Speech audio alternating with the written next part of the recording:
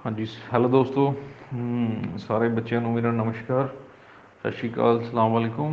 ਮੈਨੂੰ ਆਸ ਹੈ ਵੀ ਛੁੱਟੀਆਂ ਤੁਸੀਂ ਬੜੇ ਹੀ ਅੱਛੇ ਤਰੀਕੇ ਨਾਲ ਸਪੈਂਡ ਕਰ ਰਹੇ ਹੋਵੋਗੇ ਅਤੇ ਜਦੋਂ ਵੀ ਮੌਕਾ ਮਿਲਦਾ ਹੋਵੇਗਾ ਸਟੱਡੀ ਕਰਨ ਦਾ ਅਤੇ ਜ਼ਰੂਰ ਸਟੱਡੀ ਕਰ ਰਹੇ ਹੋਣਗੇ।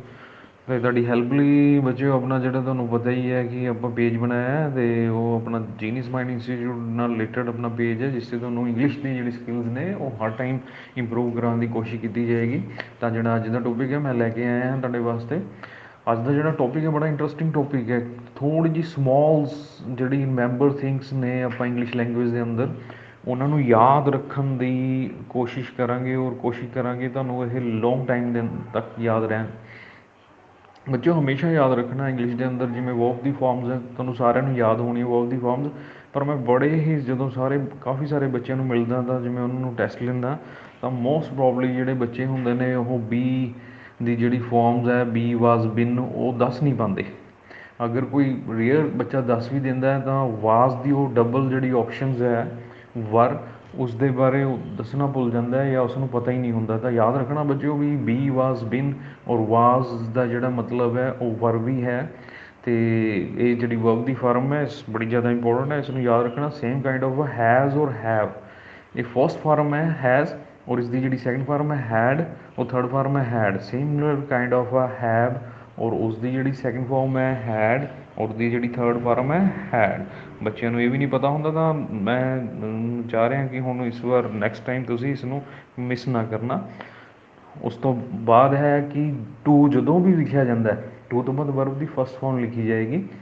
ਕਈ ਵਾਰ ਬੱਚਿਆਂ ਦੀ ਕਾਪੀ ਦੇ ਉੱਪਰ ਮਿਸਟੇਕ ਹੁੰਦੀ ਹੈ, ਟੂ ਤੋਂ ਬਾਅਦ ਜਿਵੇਂ ਗੋਨ ਲਿਖਿਆ ਹੋਇਆ ਹੈ ਤਾਂ ਯਾਦ ਰੱਖਣਾ ਕਿ ਗੋਨ ਵਰਬ ਦੀ ਥਰਡ ਫਾਰਮ ਹੈ ਜਿਸ ਦੀ ਫਸਟ ਫਾਰਮ ਗੋ ਹੈ, ਤਾਂ ਗੋਨ ਮਿਸਟੇਕ ਹੈ ਔਰ ਉਸਦੀ ਫਸਟ ਫਾਰਮ ਟੂ ਤੋਂ ਬਾਅਦ ਆਣੀ ਹੈ। ਜਾਂ ਇੱਦਾਂ ਯਾਦ ਰੱਖ ਲਓ ਕਿ ਟੂ ਤੋਂ ਬਾਅਦ ਹਮੇਸ਼ਾ ਵਰਬ ਦੀ ਫਸਟ ਫਾਰਮ ਦਾ ਹੀ ਯੂਜ਼ ਹੁੰਦਾ ਹੈ ਇੰਗਲਿਸ਼ ਲੈਂਗੁਏਜ ਦੇ ਅੰਦਰ। It is also kind of a formula like in mathematics, ਜਿਵੇਂ ਪਲੱਸ ਮਾਈਨਸ ਮਾਈਨਸ ਹੁੰਦਾ ਹੈ ਔਰ ਮਾਈਨਸ ਮਾਈਨਸ ਪਲੱਸ ਹੁੰਦਾ ਹੈ ਇੰਗਲਿਸ਼ ਲੈਂਗੁਏਜ ਦੇ ਅੰਦਰ। ਉਸ ਤਰ੍ਹਾਂ ਯਾਦ ਰੱਖਣਾ ਕਿ ਟੂ ਤੋਂ ਬਾਅਦ ਹਮੇਸ਼ਾ ਵਰਬ ਦੀ ਫਸਟ ਫਾਰਮ ਆਣੀ ਹੈ, ਟੇਕਨ ਨਹੀਂ ਆਏਗਾ, ਟੇਕ ਆਏਗਾ। ਉਸ ਤੋਂ ਬਾਅਦ ਬੱਚਿਓ ਯਾਦ ਰੱਖਣਾ ਕਿ ਟੂ ਤੋਂ ਬਾਅਦ ਜਿਹੜਾ ਵੱਡਾ ਵਰਡ ਹੈ ਉਹ ਹੈਗਾ ਡਿਡ। ਜਦੋਂ ਕਦੇ ਵੀ ਇੰਗਲਿਸ਼ ਲੈਂਗੁਏਜ ਦੇ ਅੰਦਰ ਡਿਡ ਦਾ ਯੂਜ਼ ਹੋਵੇਗਾ ਜਾਂ ਹੁੰਦਾ ਹੈ ਤਾਂ ਵਰਬ ਦੀ ਫਸਟ ਫਾਰਮ ਦੀ ਹੀ ਵਰਤੋਂ ਕੀਤੀ ਜਾਂਦੀ ਹੈ। ਪਾਸਟ ਇੰਡੈਫੀਨਿਟ ਦੇ ਅੰਦਰ ਇਸ ਚੀਜ਼ ਦਾ ਯੂਜ਼ ਹੁੰਦਾ ਹੈ, ਡਿਡ ਦਾ ਯੂਜ਼ ਹੁੰਦਾ ਹੈ। ਤਾਂ ਯਾਦ ਰੱਖਣਾ ਹੈ ਕਿ ਪਾਸਟ ਇੰਡੈਫੀਨਿਟ ਵਰਬ ਦੀ ਸੈਕਿੰਡ ਫਾਰਮ ਲੈਂਦਾ, ਪਰ ਡਿਡ ਦਾ ਯੂਜ਼ ਹੋਣ ਕਰਕੇ ਇੰਟੈਰੀਗੇਟਿਵ ਔਰ ਨੈਗੇਟਿਵ ਦੇ ਅੰਦਰ ਇਹ ਫਸਟ ਫਾਰਮ ਬਣ ਜਾਂਦੀ ਹੈ। ਜਾਂ ਤੁਸੀਂ ਈਜ਼ੀ ਵੇ ਨਾਲ ਯਾਦ ਰੱਖ ਸਕਦੇ ਹੋ ਕਿ ਡਿਡ ਤੋਂ ਬਾਅਦ ਪਲੇਡ ਨਹੀਂ ਪਲੇ ਆਏਗਾ, ਵਰਬ ਦੀ ਫਸਟ ਫਾਰਮ ਦਾ ਹੀ ਯੂਜ਼ ਹੁੰਦਾ ਹੈ। ਤਾਂ ਦੋ ਮਿਲਾ ਕੇ ਤੁਹਾਡੇ ਕੋਲ ਡਿਡ ਔਰ ਟੂ ਮਿਲਾ ਕੇ ਦੋ ਵਰਡਸ ਇਹੋ ਜਿਹੇ ਹੋ ਗਏ ਨੇ ਤੁਸੀਂ ਯਾਦ ਰੱਖਣਾ ਤੁਸੀਂ ਵਰਬ ਦੀ ਫਸਟ ਫਾਰਮ ਦੀ ਵਰਤੋਂ ਹੋਣੀ ਹੈ। ਜਿਵੇਂ ਸਕਰੀਨ ਦੇ ਉੱਪਰ ਰਿਟਨ ਚੱਲ ਰਿਹਾ ਤਾਂ ਮੀਨਸ ਰਿਟਨ ਨਹੀਂ, ਉਹਦੀ ਫਸਟ ਫਾਰਮ ਜੋ ਕਿ ਰਾਈਟ ਹੈ ਉਹ ਲਿਖਿਆ ਜਾਏਗਾ ਬਿਕੋਜ਼ ਆਫ ਤੁਹਾਡਾ ਜਿਹੜਾ ਡਿਡ ਹੈ ਉਹ ਆ ਗਿਆ ਹੈ ਰਾਈਟ ਦੇ ਮੂਹਰੇ।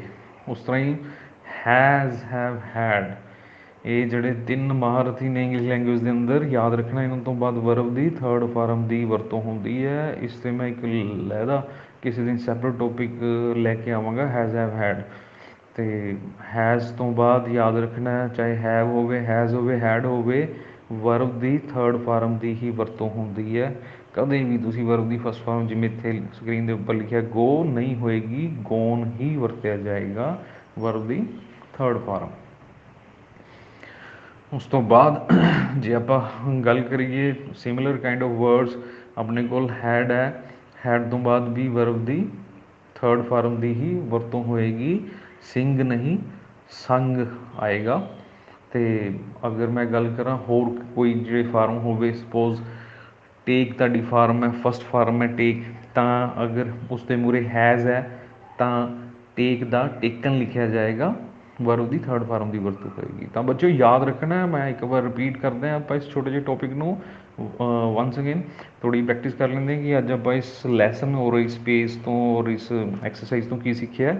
ਇਸ ਐਕਸਰਸਾਈਜ਼ ਤੋਂ ਆਪਾਂ ਸਿੱਖਿਆ ਕਿ ਜਦੋਂ ਕਦੇ ਵੀ ਤੁਹਾਡਾ ਟੂ ਆ ਜੇ ਤਾਂ ਵਰਬ ਦੀ ਫਸਟ ਫਾਰਮ ਦੀ ਵਰਤੋਂ ਹੋਣੀ ਹੈ।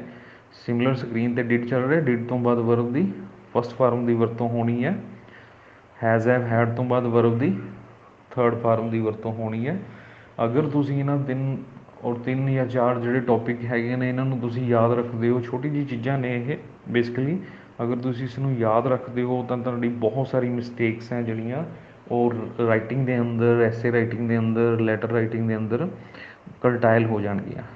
गुड बाय दोस्तों, अगली वीडियो के अंदर नैक्सट टॉपिक के नाल मैं तुहानूं फिर मिलांगा। Best of luck, bye bye.